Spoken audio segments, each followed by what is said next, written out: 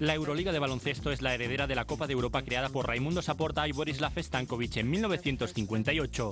El ASK de Riga, entrenado por Alexander Gomelski, fue el gran dominador en los inicios de la competición, ya que ganó las 3 primeras ediciones. Las finales se jugaban a doble partido, y en las 2 primeras, el equipo soviético derrotó al Academic de Sofía y en la de 1960 al Dinamo de Tbilisi. En esta última, el máximo anotador fue este número 9 del ASK, Yanis Kromich. El secretario general de la FIBA, Willie Jones, entregó el trofeo a los de Riga.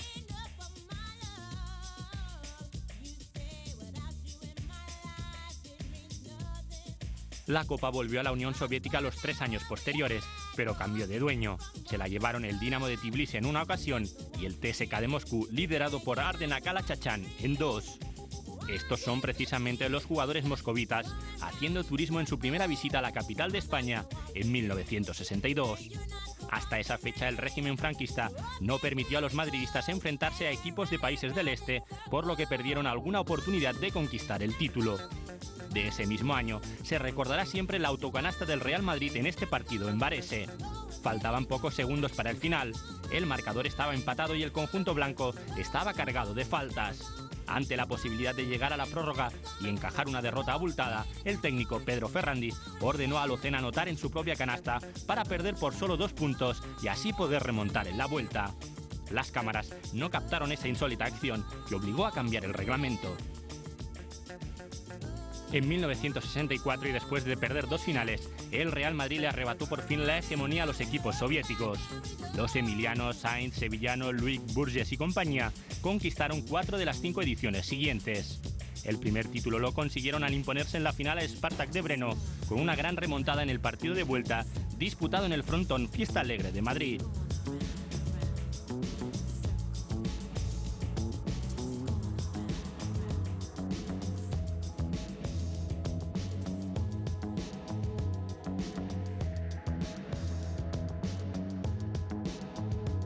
Para revalidar el campeonato, el conjunto blanco tuvo que superar en semifinales al OKK de Belgrado, que le preparó la primera gran encerrona del baloncesto europeo. Los hombres de Pedro Ferrandiz viajaron con 21 puntos de ventaja y los serbios intentaron contrarrestarlos parando el crono más de lo reglamentario. Pero ni llevando el partido a casi 3 horas de duración, ni con los 54 puntos de Korach lo consiguieron. Ya en la final, el Real Madrid venció al TSK de Moscú gracias a una nueva remontada en casa y al dominio bajo los tableros de Luik y Burgess. El dominio blanco lo interrumpió en 1966 el Cimental de Milán, que derrotó en la primera final a partido único al Slavia de Praga, pero continuó al año siguiente tras derrotar precisamente a los italianos en Madrid.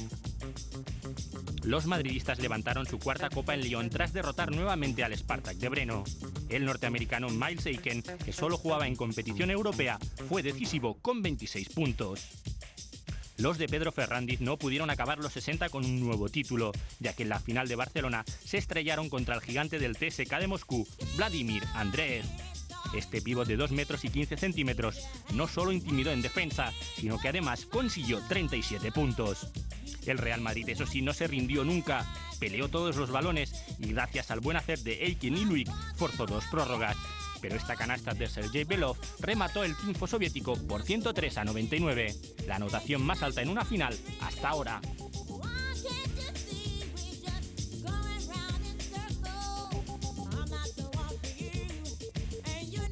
En los 70 el coloso del baloncesto europeo pasó a ser el Varese.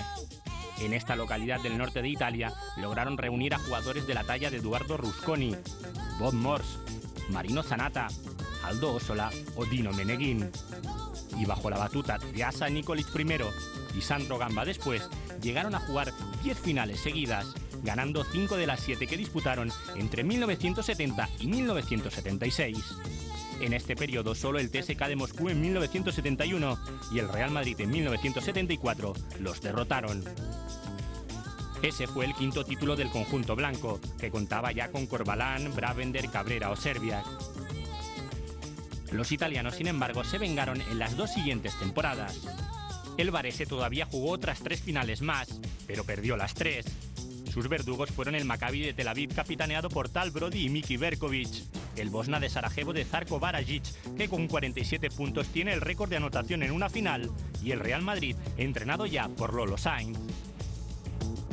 El choque de los dos grandes equipos hasta el momento, ¿no? Los últimos estertores de la gran racha del baloncesto italiano y después un equipo con el Madrid, con Meneguín, Cabrera, Vicente Ramos. La verdad es que estaban todos los grandes, todos los grandísimos, y la verdad es que fue dificilísimo ganar. Yo era ahí un pipiolín que no sabía muy bien cómo había llegado, pero mira, campeón de Europa.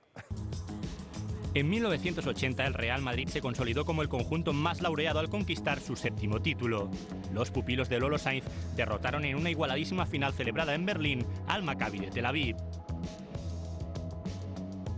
El equipo israelita se rehizo al año siguiente y superó en Estrasburgo al Sinudine de Bolonia. En el 82 el Maccabi llegó de nuevo hasta el último partido, pero el Cantú lo derrotó por 6 puntos. El conjunto liderado por Pierluigi Marsorati tuvo más dificultades para revalidar el título. Venció de 1 al Billy Milán en la primera final italiana. El Barcelona fue el segundo equipo español en disputar una final, la de Ginebra en 1984. Los pupilos de Antoni Serra, con Epi a la cabeza, dominaban claramente al Banco di Roma en la primera parte. Pero en la segunda, una actuación estelar del norteamericano Larry Wright cambió por completo la decoración del choque y le dio el trofeo al conjunto romano. Los azulgrana se quedaron con la miel en los labios. La aparición de un fenómeno como Dražan Petrović marcó el desenlace de las dos ediciones posteriores, que acabaron con triunfo de la Cibona de Zagreb. El genio de Šibenik, con su talento y su arrogancia, llevó por la calle de la amargura al Real Madrid de los Fernando Martín, Corbalán, Iturriaga y Romay, y con 36 puntos sentenció aquella final disputada en Atenas y que acabó 87-78. A ver, Cibona, odio. O sea, si algo tenía que definir el partido contra la Cibona, odio. Yo creo que eran tan grandes, tan grandísimos jugadores como grandísimos psicoanalistas. Porque una vez que tenían ganado el partido, empezaban a ganarte al siguiente. A los Petrović, Kutura, Arapovic, Jetikanin y compañía les plantó más cara el Zalgiris de Kaunas. Un joven de 2'18 llamado Arvydas Sabonis les endosó 27 puntos, pero la resistencia lituana se acabó cuando su estrella fue descalificada al darle este puñetazo a Nakic. Falta personal intencionada. Y se pega. Falta personal intencionada, llega Sabonis y pega. Y le pega un puñetazo a Nakic, señoras y señores. En los últimos minutos, la Cibona y sobre todo Petrović se recrearon en su suerte y se dedicaron a torear al Zalgiris. No defienden, bajan andando, les dejan hacer la canasta, lo cual también es humillante para el contrario. No los han defendido, no quieren defenderlos, bajan andando. La verdad es que el espectáculo, una vez más, de la victoria de un conjunto yugoslavo, cuando es por un margen amplio, pues ofrece estas connotaciones. Deplorable. Drazen era un ganador nato, o sea, y no se paraba en ningún tipo de contemplaciones con tal de ganar un partido. Y además era un cerebro dentro del campo, o sea, tenía controlado los jugadores que había de su equipo, del otro equipo, los que estaban en el banquillo cómo estaban situados, el público, la rubia de la tercera fila cómo llevaba la... Todo. Era un monstruo total dentro de un campo de baloncesto. Otra leyenda del baloncesto europeo, Dino Meneguin, capitaneó otros 2 triunfos consecutivos, los del Tracer de Milán. El equipo italiano derrotó al Maccabi tanto en Lausana en el 87 como en Gante en el 88, que fue la primera edición que se dilucidó con el formato de final a 4. En esta localidad belga el Tracer basó su éxito en 3 veteranos que rondaban los 40 años: Mike D'Antoni, Bob McAdoo, jugador más valioso de la final, y Meneguin, que conseguía su 7º título, una marca que todavía nadie ha igualado. Era un grandísimo jugador de equipo, muy inteligente jugando, excelente pasador, gran defensor, muy bueno en bloqueos y rebotes, no un gran anotador, pero un jugador que comunicaba, transmitía ganas de ganar y sobre todo el saber estar en campo, el saber hacer esas pequeñas cosas que a veces no aparecen, no se ven, pero que hacen ganar a los equipos. Un italiano a la antigua usanza, o sea, capaz de hacerte la perrería más gorda dentro del campo sin llegar a la ilegalidad, pero siempre te sacaba las faltas más perras, te agarraba, se tiraba, tú te caías encima de él, te pitaban falta a ti, o sea, no sé, se aprovechaba de todo para ganar un partido y un caballero en el momento en que pitaba el árbitro.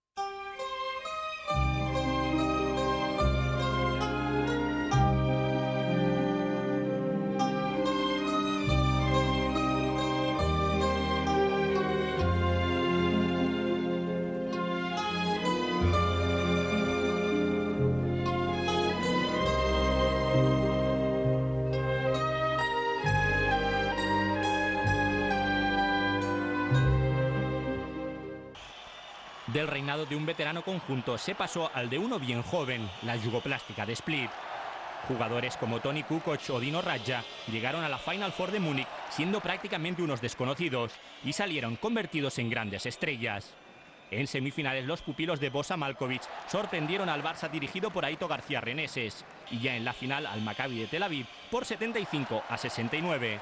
La Jugoplástica jugó sin ningún tipo de presión. Explotó toda la técnica individual de sus jóvenes y, por ejemplo, Dino Radja fue elegido MVP. Para mí, más grato recuerdo fue vuelta desde Múnich a Split, cuando estaba 200.000 personas desde el aeropuerto hasta ciudad en las calles esperándonos. En 1990 la final A4 se disputaba en Zaragoza. Todo parecía estar a favor del Barcelona, pero de nuevo la Jugoplástica acabó con las ilusiones de los Epi, Solozábal, Norris y compañía. Tras una primera parte igualada, este triple de Velimir Perasovic en el último segundo fue un mazazo. Los azulgranas se recuperaron con acciones tan espectaculares como esta de David Wood o esta otra de Andrés Jiménez. Pero en los últimos minutos, Kukoc asumió la responsabilidad y con 8 puntos prácticamente seguidos sentenció el segundo título consecutivo para los de Split. Era un jugador con un gran talento, ¿no? De lectura de juego, de capacidad de usar todos sus fundamentos, desde rebotes, tapones, pases, botes y canastas. Y entonces pues realmente es una figura realmente importante del básquet europeo. El Barcelona era capaz de superar hasta las encerronas del Aris en Salónica, con lanzamientos de monedas, apagones y demás, pero la Jugoplástica se convirtió en una muralla infranqueable. Los azulgrana ficharon a Maljković. Ivanovic y Radja también dejaron Split, pero Toni Kukoc, acompañado de Perasovic y Savic, volvió a derrotarlos en la final de París. La estrella croata consiguió su segundo MVP y su equipo la tercera copa consecutiva. En Múnich, cuando el equipo ganó la Liga Europea, fue equipo muy joven y fue sorpresa para todos. Y bueno, tercer año en París, cuando el equipo ganó Barcelona la final, nos presentamos sin entrenador, sin 3 jugadores titulares de aquel equipo, pero conseguimos otra vez Liga Europea. Único cuando fuimos favoritos fue en Zaragoza. En 1992 la competición estrenó un nuevo formato con más de un equipo por país. Yugoslavia estaba en plena guerra y sus equipos jugaban como locales en España. Por ejemplo, la Cibona lo hacía en Cádiz y el Partizan en Fuenlabrada. Eso no impidió al conjunto de Belgrado, dirigido por Zeljko Obradović y con Danilović y Djordjević como mayores promesas, plantarse en su primera final. En Estambul se encontró con otro debutante, el Juventud, que había derrotado en semifinales al Estudiantes. El equipo de Badalona partía como favorito con jugadores como Villacampa, Presley o los hermanos Jofresa. Y tras esta canasta de Tomás, parecía tener el triunfo en el bolsillo. Pero Djordjević, con este triple increíble, le robó la cartera y coronó al Partizan como rey de Europa. Los mejores técnicos y jugadores balcánicos emigraron, pero continuaron marcando la pauta en la máxima competición continental. Boša Maljković llevó al Limoges francés a conquistar el título en Atenas con un estricto basket control. El base esloveno Jure Sok marcaba siempre un ritmo muy lento de juego y el tirador norteamericano Michael Young se encargaba de ejecutar los ataques. Con esto y poco más sorprendieron por 59-55 a la Benetton de Treviso de Toni Kukoc, que fue elegido MVP por tercera vez en su carrera, igualando la marca de Sergei Belov. El relevo de Maljković lo tomó Obradović. En 1994, el ex del Partizan guió al Juventud hasta el trofeo que le había arrebatado 2 años antes. En la final A4 de Tel Aviv, el conjunto verdinegro, capitaneado por Villacampa y Ferran Martínez, derrotó en semifinales al Barça y en la gran final al Olympiacos del Pireo. En Badalona no olvidarán nunca este triple de Corny Thompson, que colocó al Juventud 2 puntos arriba.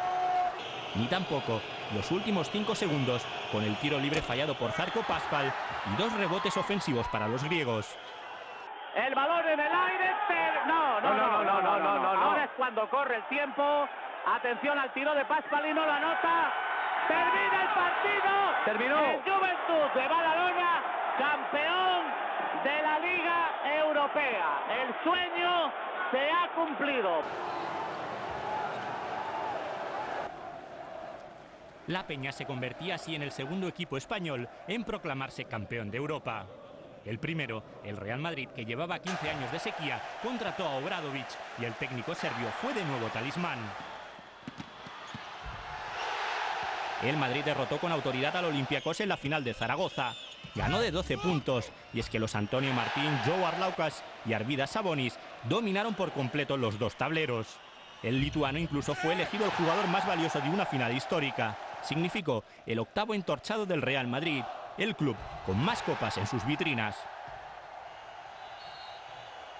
Me acuerdo más que nada de nosotros, los jugadores, por lo que te comentaba antes, lo mal que lo habíamos pasado y lo bien que nos sentaba después de todo el esfuerzo y lo mal que habíamos pasado conseguir ese título. Y luego ver la alegría de la gente estaba volcada. Fue una suerte que jugáramos en nuestro país, que era en Zaragoza, que era como jugar como en casa. La gente se volcó con la Final Four y la verdad es que, bueno, fue una maravilla.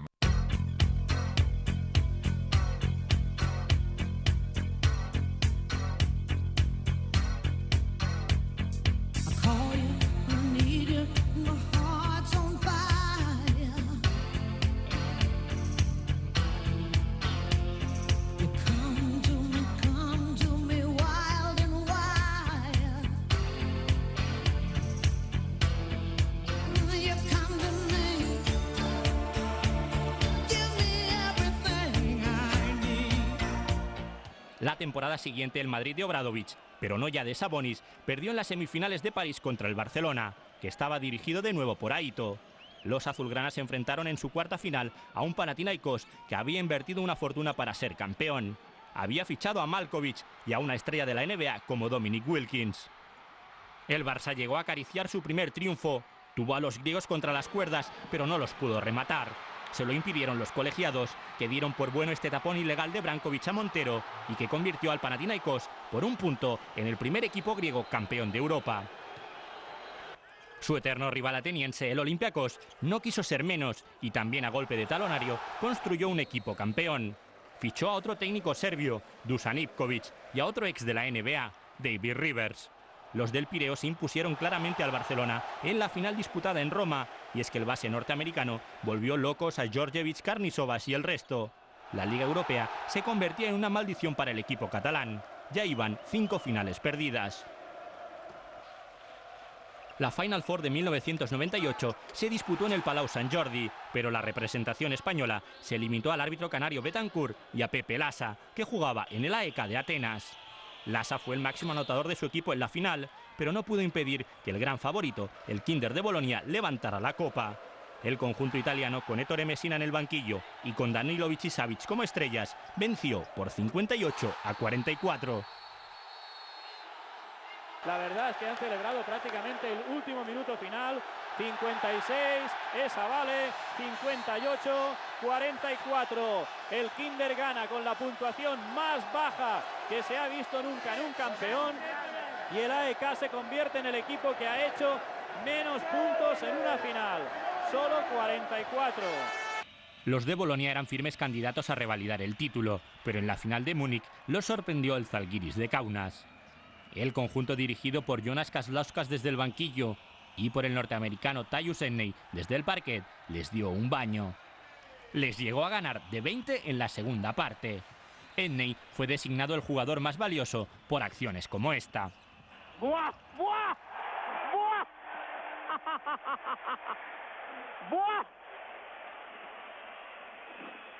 La que acaba de hacer el enanito, dicho sea con todo el respeto, lo de enanito, pues mido 1,77, más que yo. Fíjense. La siguiente final a 4 se celebraba en Salónica y de nuevo el Panathinaikos apostó fuerte. Contrató al técnico serbio Zeljko Obradović y a sus compatriotas Bodiroga y Rebraca, y la apuesta fue ganadora. El conjunto ateniense se encontró en la final con el Maccabi de Tel Aviv. que venía de frustrar un nuevo intento del Barcelona, y la tripleta serbia decantó la balanza en favor del conjunto ateniense. El pívot Željko Rebraca fue el MVP. En 2001 hubo 2 campeones por el enfrentamiento de los clubes con la FIBA. La mayoría de asociaciones europeas se unieron y crearon la Euroliga, mientras que la Federación Internacional mantuvo su propia competición. La Euroliga la conquistó el Kinder de Bolonia de Ettore Messina, que derrotó en el playoff final al Tau. El conjunto de Duško Ivanović puso en serios aprietos a los Manu Ginóbili, Antoine Rigaudot, Rashad Griffith o Marko Jaric, y solo cedió en el 5.º partido en Bolonia. La Copa de la FIBA la puso en sus vitrinas el Maccabi de Tel Aviv tras derrotar en la final al Panathinaikos. El equipo del Trébol fue precisamente el campeón de la primera edición de la Euroliga con el formato actual. Los griegos, con Bodiroga como gran figura, derrotaron en una final celebrada en Bolonia al equipo anfitrión y vigente campeón, el Kinder. Era el 3.er título para el Panathinaikos y el 5.º para Obradović, que se convertía en el entrenador más laureado.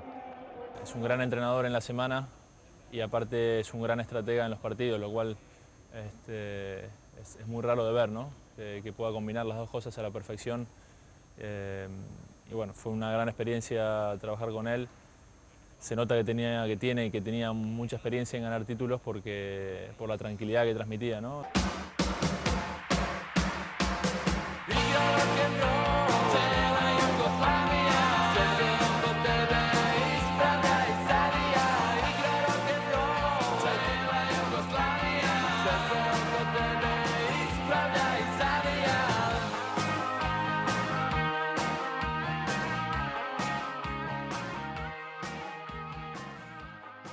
En 2003 el escenario de la Final Four sería de nuevo el Palau Sant Jordi. El Barcelona no quiso desaprovechar esta oportunidad y fichó a 2 campeones del mundo, los serbios Dejan Bodiroga y el técnico Svetislav Pešić, al que le dieron carta blanca para hacer el equipo a su gusto. Y por fin, a la 9ª fue la vencida. Los azulgrana pasaron muchas dificultades para superar en semifinales al CSKA de Moscú, pero en la final derrotaron con un mayor margen al Benetton de Jorge Garbajosa, gracias sobre todo al liderazgo de Bodiroga. Rodrigo de la Fuente levantó una copa que se celebró como si se tratase de un título del equipo de fútbol.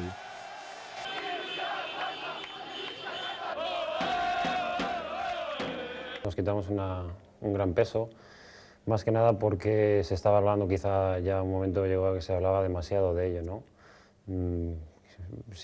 Quizás se desvaloraba el hecho de que habíamos ido, pues no sé si 7 veces anteriormente a la Final Four y no se le daba valor, y en cambio pesaba más el hecho de que se contaba las veces que había perdido. Eso sí, algunos jugadores como Šarūnas Jaskevičius no aguantaron más a Pešić y cambiaron de aires. El lituano fichó por el Maccabi, con el que también fue campeón al año siguiente. El conjunto de Pini Gershon derrotó en casa al Skipper de Bolonia por 44 puntos, la mayor diferencia en una final. Jaskevičius y el Maccabi repitieron en Moscú en 2005 para sumar su 5.º entorchado.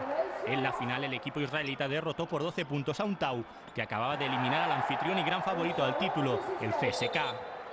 Los pupilos de Ivanović hicieron un gran esfuerzo para doblegar a su bestia negra de los últimos años, y no pudieron hacer frente a los Saras, Parker, Vujić y Baston.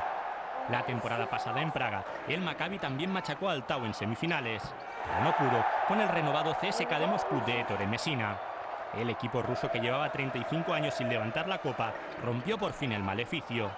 Tras vencer con muchos problemas al Barcelona de Ivanović, el CSKA dio todo un recital frente a los de Tel Aviv, gracias a la dirección del griego Theodoras Papaloukas. El conjunto ruso sumaba así su 5.º título y se colocaba como el segundo más laureado, empatado con el Maccabi y el Varese.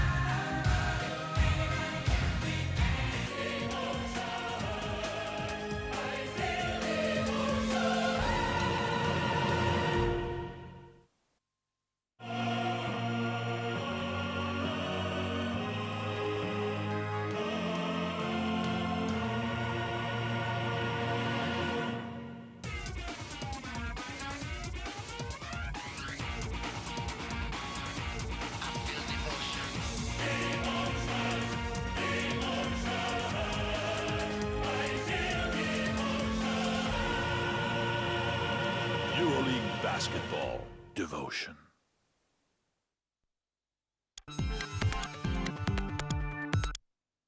Renault sigue apoyando el